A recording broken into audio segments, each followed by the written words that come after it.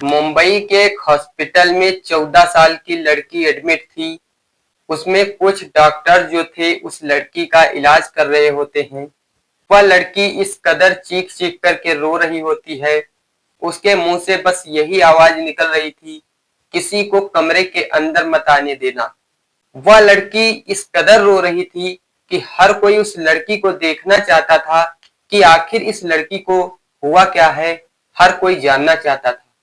जो भी उस लड़की को देखने की कोशिश करता था तो वो डॉक्टर्स के पास जाता था, तो डॉक्टर्स फौरन मना कर देते थे कि लड़की गंभीर हालत में है और लड़की मना कर रही है कि किसी भी पुरुष को अंदर मत आने देना। उस लड़की को पुरुष नाम से बिल्कुल नफरत हो गई थी। उस लड़की के साथ में कुछ ऐसा हुआ था कि अगर आप लोग सुनेंगे तो आपकी भी रूह कांप जाएगी। तो इस लड़की की सच्चाई जानने के लिए आप लोग इस वीडियो में लास्ट तक बने रहें और चैनल पर अगर नए आ रहे हो तो चैनल को सब्सक्राइब कर लीजिए। इस चैनल को जरूर ज्वाइन कर लेना, क्योंकि आपको इस तरीके की वीडियो इस चैनल पर मिलती रहेंगी हर दिन। तो इस चैनल को जरूर ज्वाइन करिएगा। तो अब चलिए बात करते हैं कि आखिर सच्ची घटना है कहाँ की। तो ये जो सच्ची घटना आप लोगों को सुनाने जा रहा हूँ, ये सच्ची घटना है महाराष्ट्र के पुणे की। उसी क्षेत्र में एक थाना पड़ता है पनवाड़ी। पनवाड़ी क्षेत्र के पास में ही एक गांव पड़ता है, जिसमें एक 14 साल की लड़की रहती है। जो लड़की पढ़ी लिखी होती है, समझदार होती है, लेकिन उस लड़की की जो उम्र थी वो 14 साल थी। इस लड़की के जो माँ बाप थे वो नर्सरी में काम करते थे। नर्सरी का मतलब जो पेड़ पौधे होते हैं उनकी निराई गुड़ाई सिंचाई यही सब काम किया करते थे। माँ बाप जो थे अपने परिवार का पेट पाल रहे होते हैं, लेकिन कुछ ऐसा होता है कि उस लड़की की कहानी ही पलट जाती है। एक दिन वह लड़की अपने दोस्त से मिलने के लिए स्टेशन पर जाती है मुंबई के। जब वो मुंबई के स्टेशन पर उतरती है और अपने दोस्त का इंतजार कर रही होती है, लेकिन दोस्त वहां पर नहीं आता है, काफी देर हो जाती है। तो वहीं पास से ही एक ऑटो रिक्शा वाला गुजर रहा था। तो वो ऑटो वाला उस लड़की से पूछता है, आप इतना डरी हुई क्यों हो और आपको कुछ मदद चाहिए तो मैं मदद कर दूंगा। तो वह लड़की कहती है कि मदद मुझे कुछ नहीं चाहिए, और वो अपनी पूरी कहानी बताती है, अपनी पूरी दास्तान बताती उस ऑटो रिक्शे वाले को।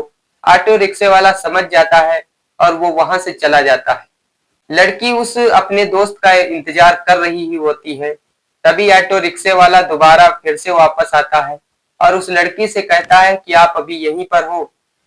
तो वो रिक्शे वाला कहता है कि आपका दोस्त ऐसे नहीं मिलेगा, क्योंकि आपका जो दोस्त है वो बाहर स्टेशन के बाहर आपका इंतजार कर रहा है।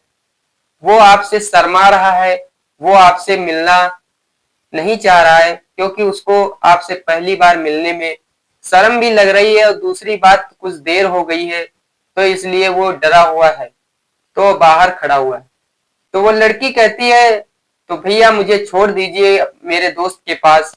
तो वो लड़की क्या करती है, उस रिक्शे में बैठ जाती है।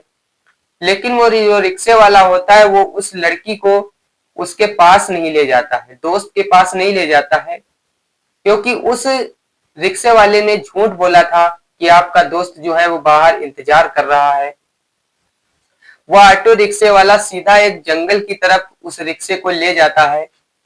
रिक्शे को ले जाकर कहीं एक पेड़ के नीचे खड़ा कर देता है, और जैसे ही वो लड़की उतरती है, उस लड़की के साथ में वो बार बार से रेप करता है, बलात्कार करता है। तो ऑटो रिक्शे वाला जो था उस 14 साल की लड़की के साथ बलात्कार करता है।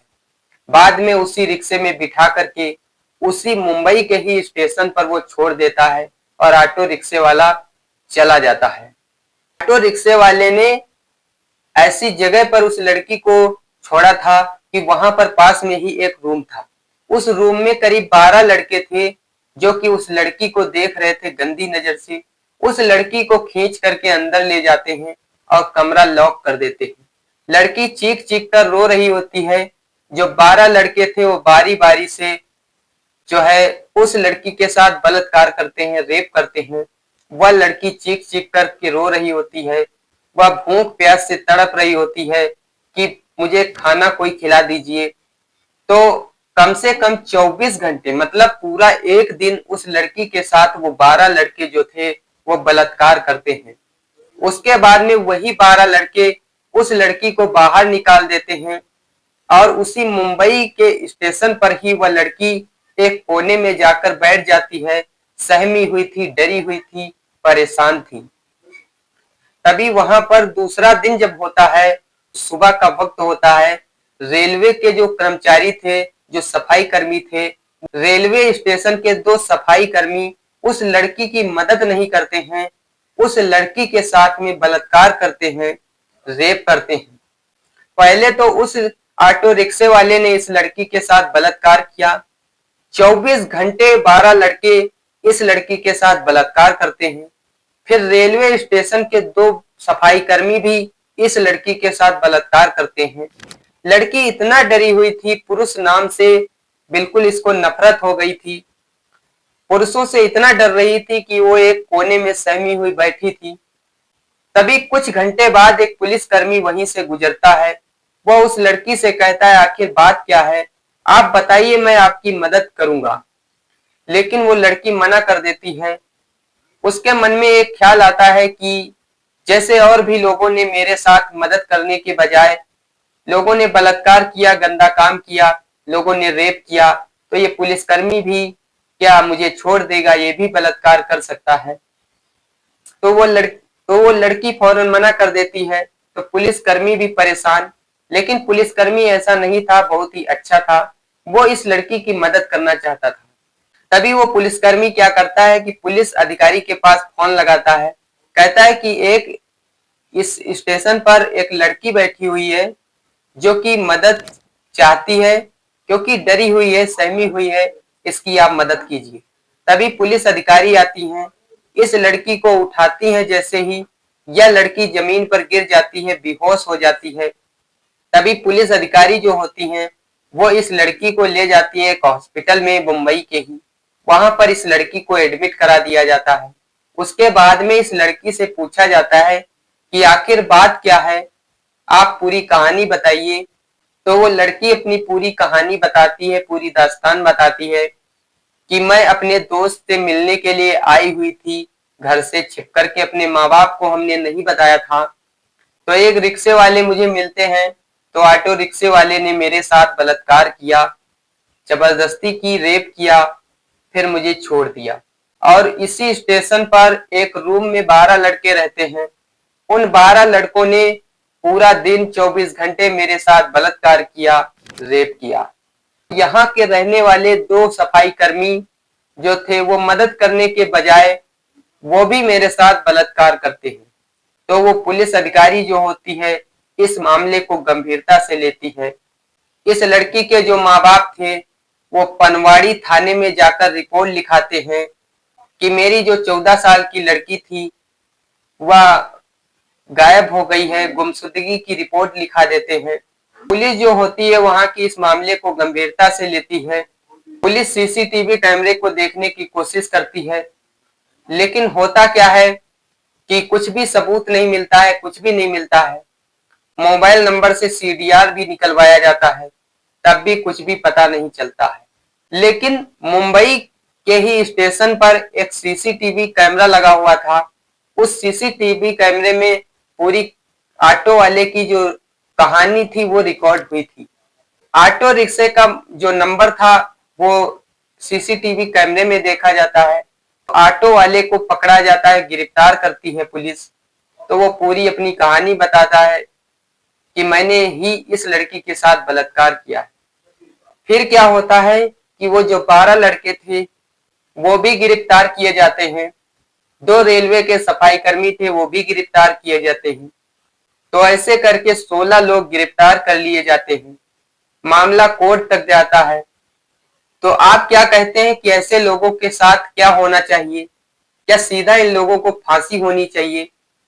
भाई 14 साल की लड़की थी जो कि इसकी मदद करनी चाहिए थी, मदद करने के बजाय इस लड़की के साथ रेप किया जाता है, बलात्कार किया जाता है।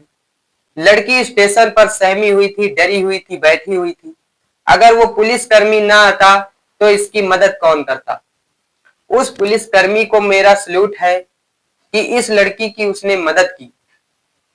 और पनवाड़ी थाने की पूरी पुलिस बहुत ही अच्छी थी, उसने भी इस मामले को गंभीरता से लिया और इस लड़की का जो केस था वो सॉल्व करवाया। 16 आरोपियों को गिरफ्तार करती है, जेल भेजा जाता है, उसके बाद में मामला कोर्ट में जाता है। अब उनके साथ क्या होता है, लेकिन ऐसे लोगों को सीधा फांसी होनी चाहिए। आप क्या कहते हैं, आप लोग कमेंट बॉक्स में बताइएगा।